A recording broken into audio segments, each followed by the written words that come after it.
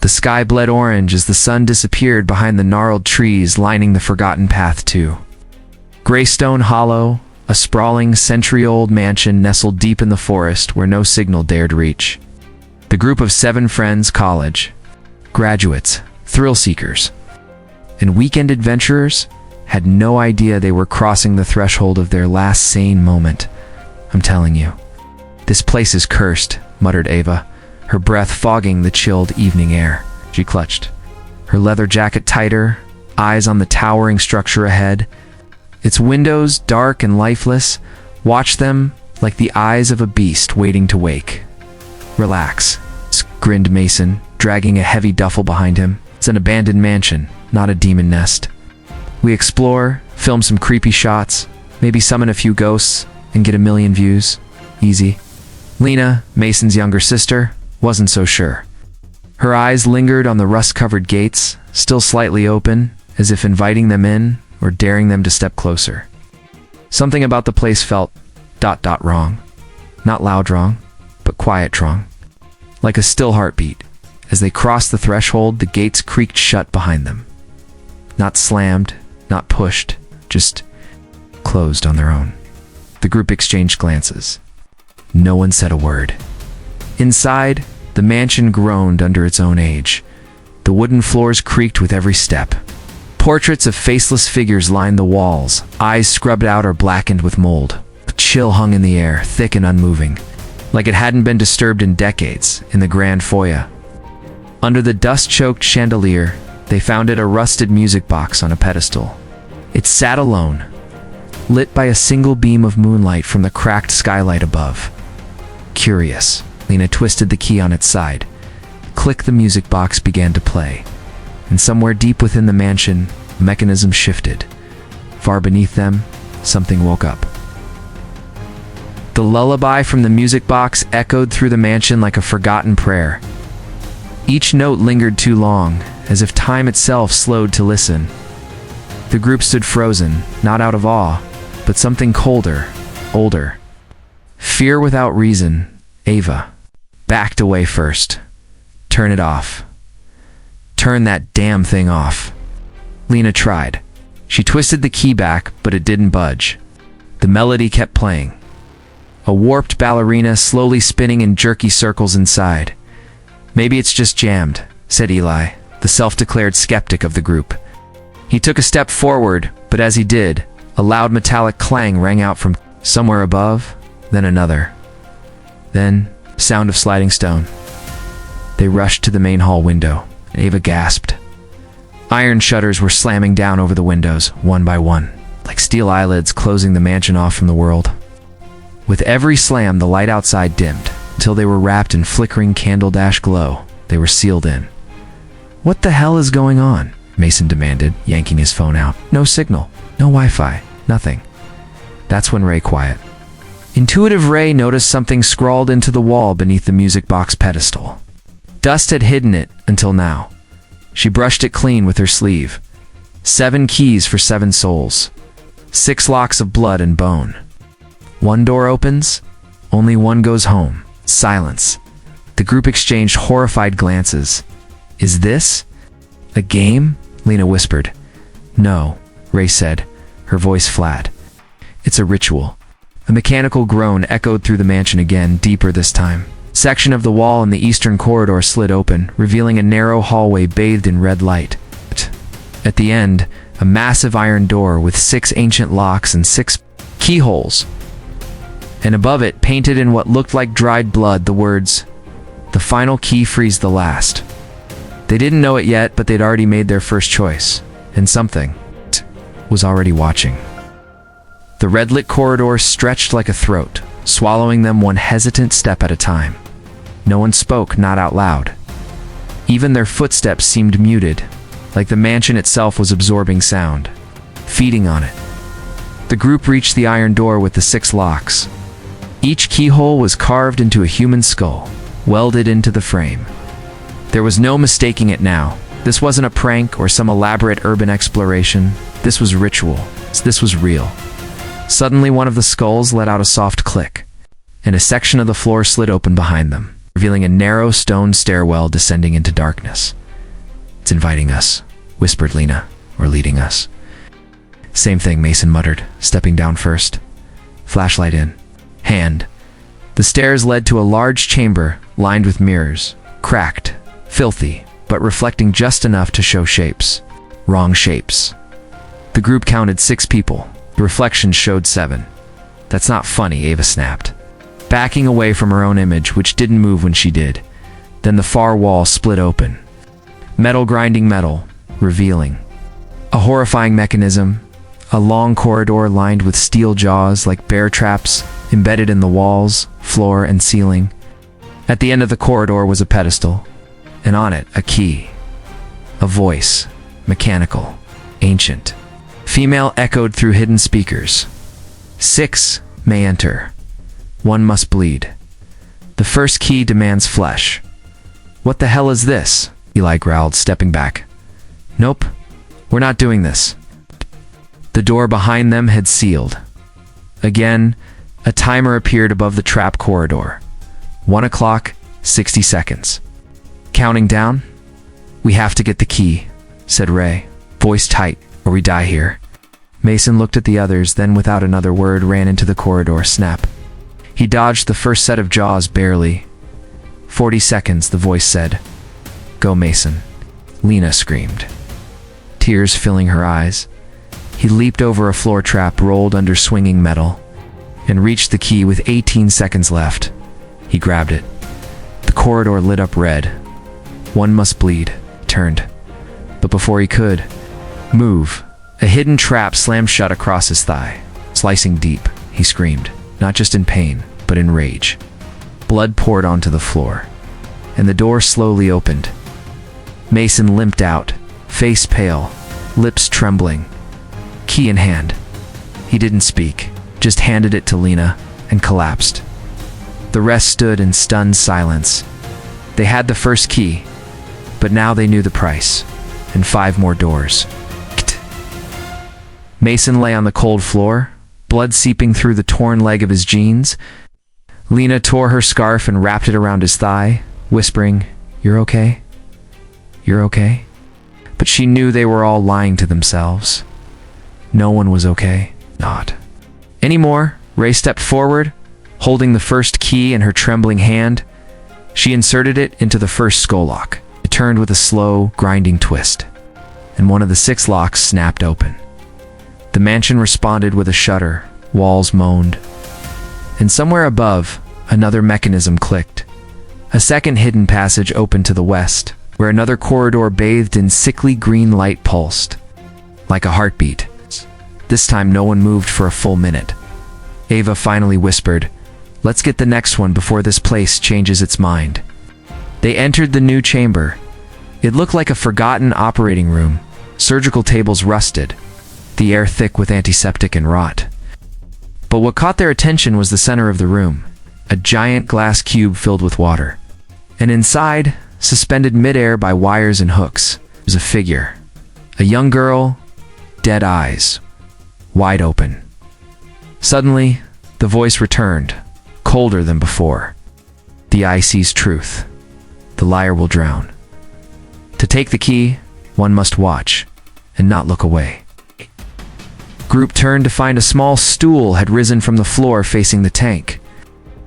In front of the stool, a stand held the second key, but it was locked behind a thick lens, like an old medical scope next to it, a blinking red button. Ray read the plaque beneath. "Sit. Press the button. Watch her. Do not look away for 90 seconds. If you do, ... she drowns again, and you with her." "I'll do it," said Ava suddenly, voice steady. Avino Eli objected. "It's a trap." "Bitch." "I know," she said. "But it's my turn." She sat. "Press the button."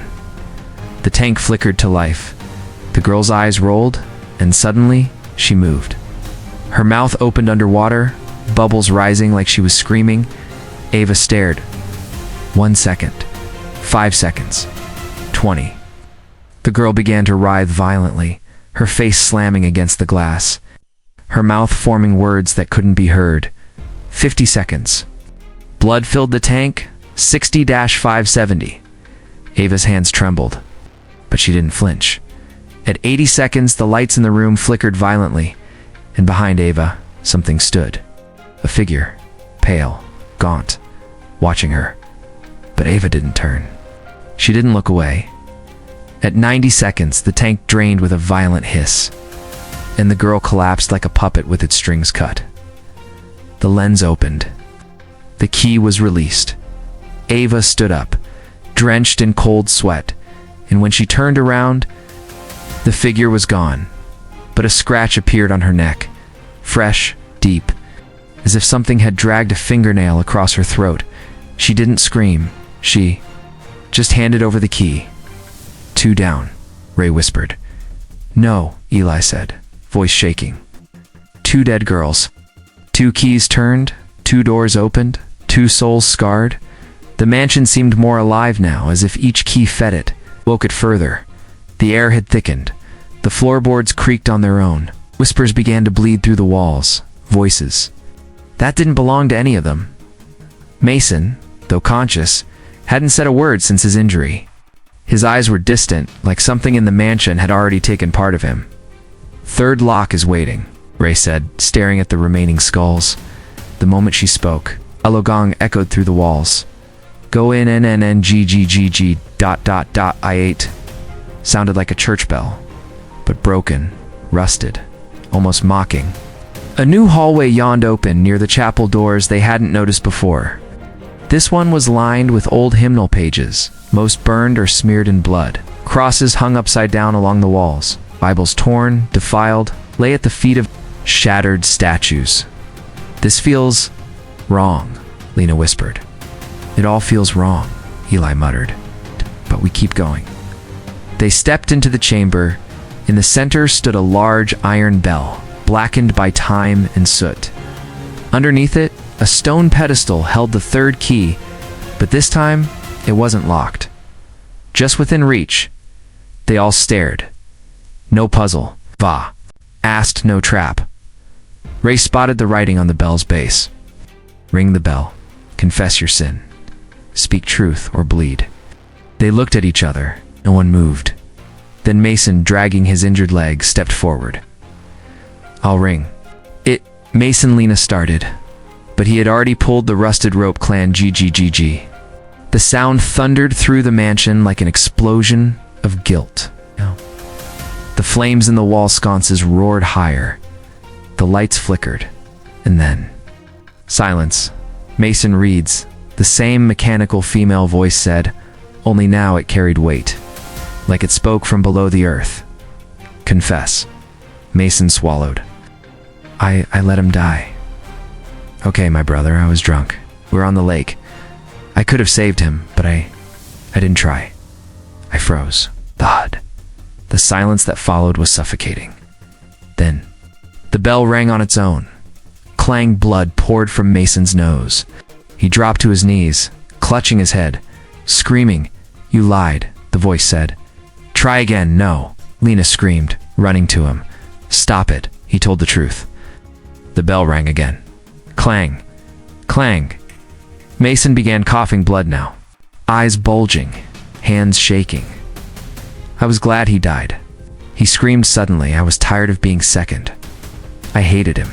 Silence, the bell stopped, and the third key slid forward. No. One touched it for 10 seconds, then Ray slowly picked it up, hand trembling. Mason had passed out. Or worse.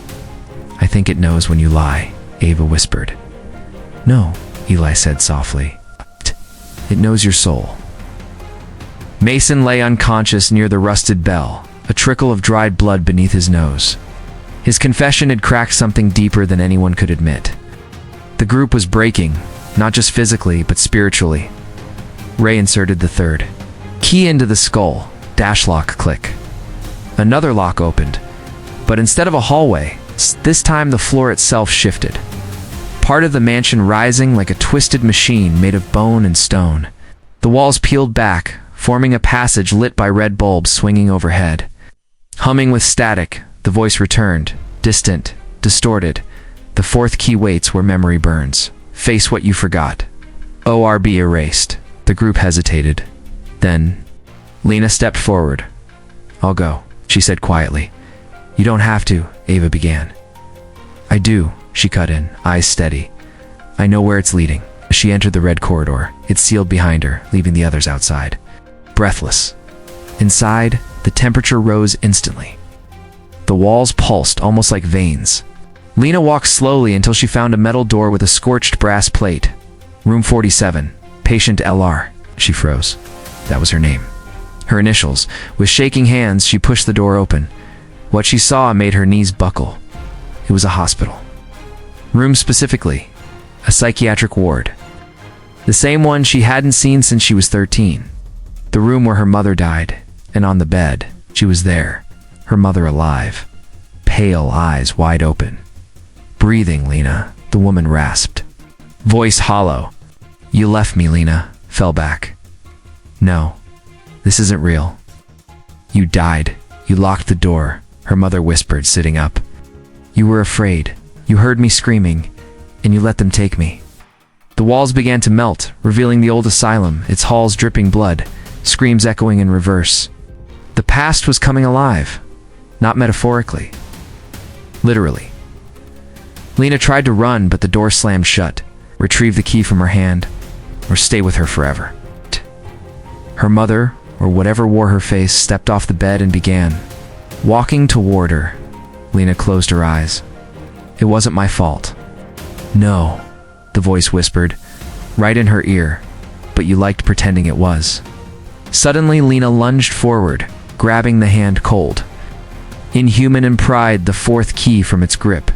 The moment she touched it, the world around her shattered like glass.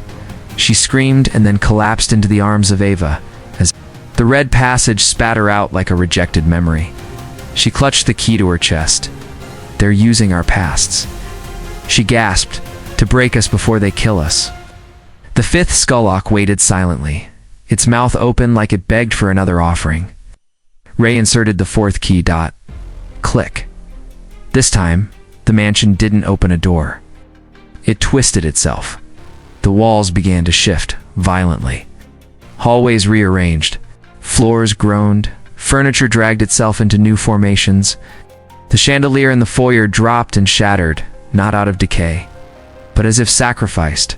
Suddenly, a panel on the floor split open, revealing a spiraling staircase leading down. Into darkness, the voice returned, and it was no longer mechanical. It was human, whispering, feminine, weeping.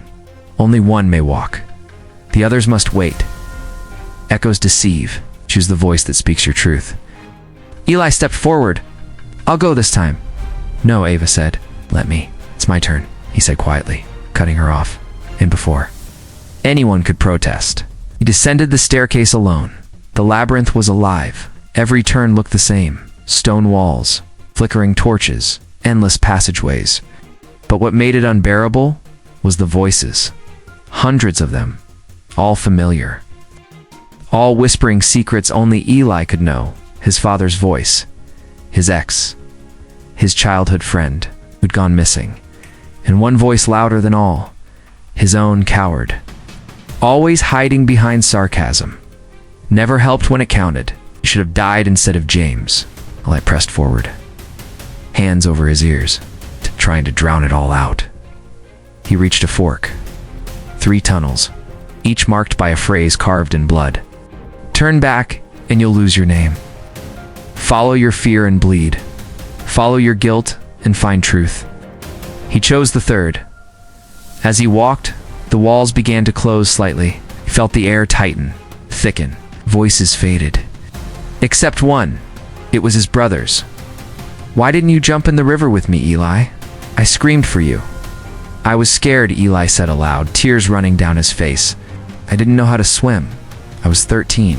Hallway opened. And in the center, hovering above a basin of blood, was the 5th key. He reached for it, and the blood beneath it shaped itself into James' face. He never said goodbye. It whispered, "I know," Eli said, voice trembling. "But I never stopped seeing you." The face sank, and the key dropped into his palm. He emerged 30 minutes later, soaked in sweat, pale, shaking. Silent, he handed the fifth key to Ray, who didn't speak.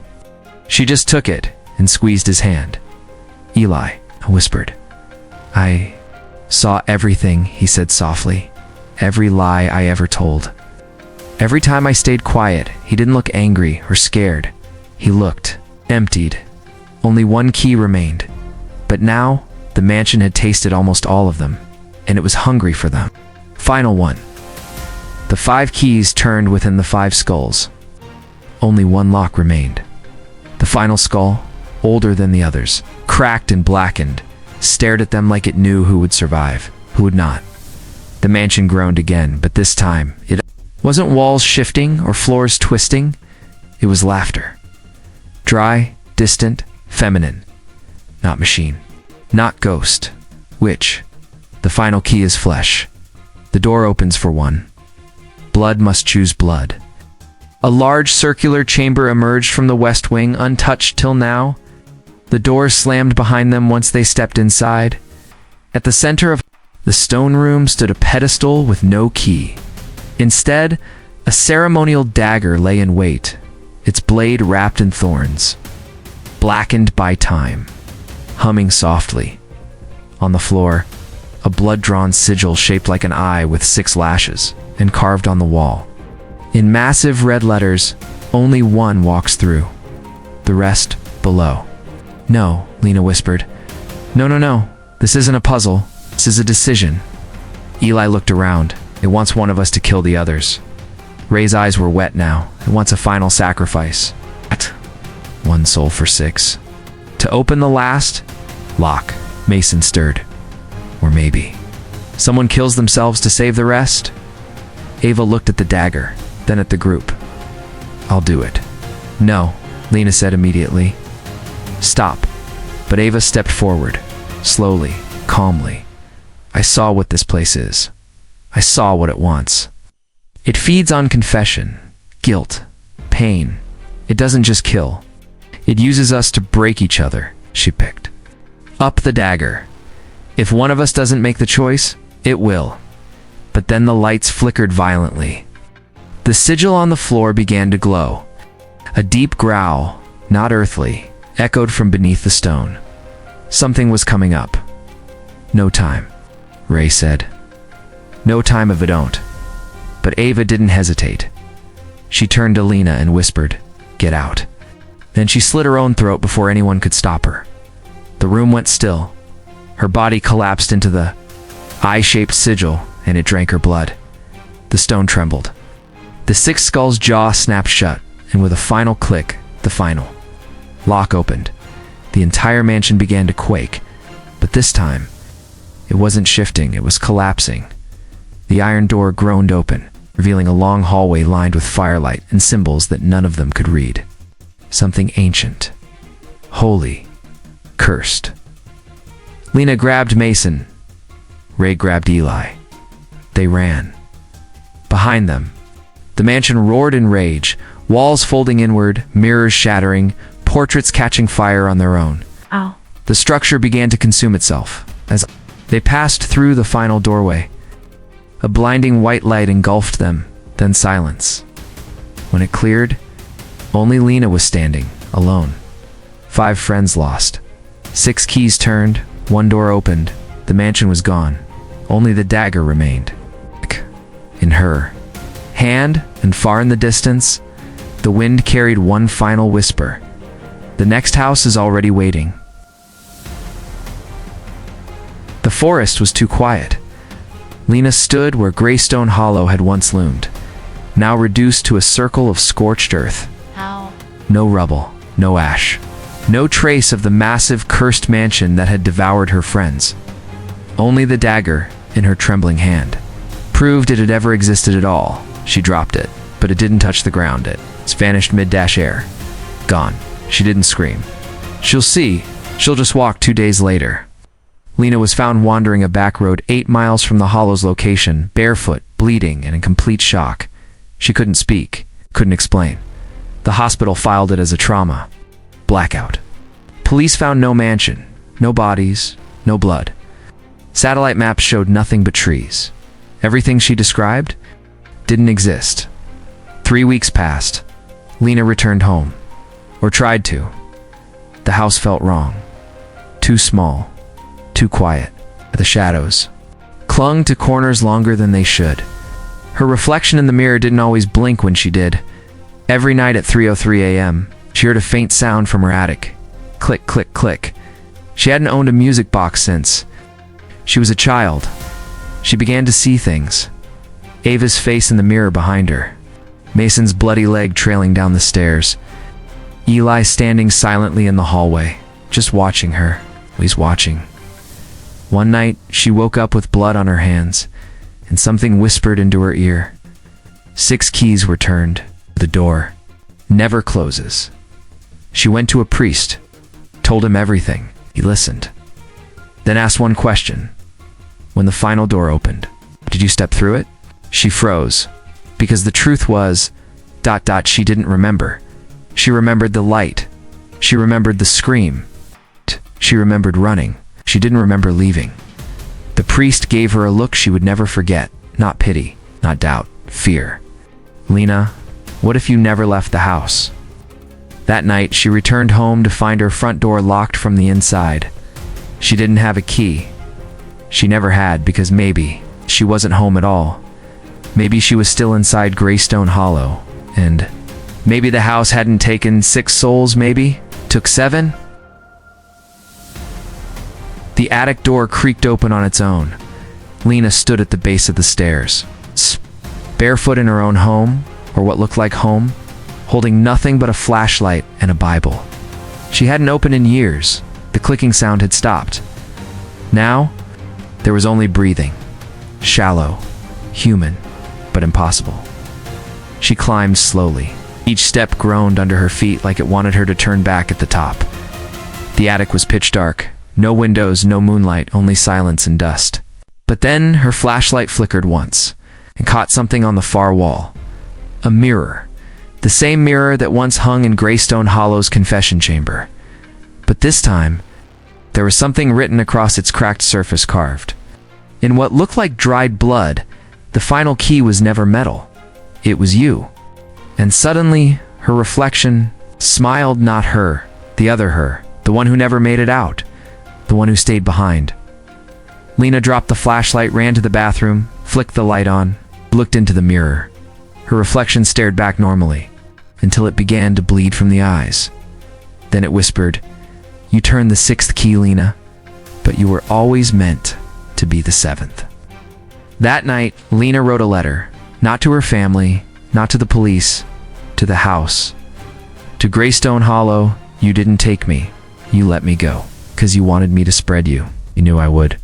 Never stay silent. You're not a place. You're a pattern. You infect memory, guilt, loss. You plant the seed and wait, and now you're everywhere. In attic whispers, in mirrors, in regret. And soon you'll be in someone else's house, behind someone else's door, with a new music box, a new key. God help them if they turn it." The letter was found 3 weeks later. Lena was not. Some say she went insane.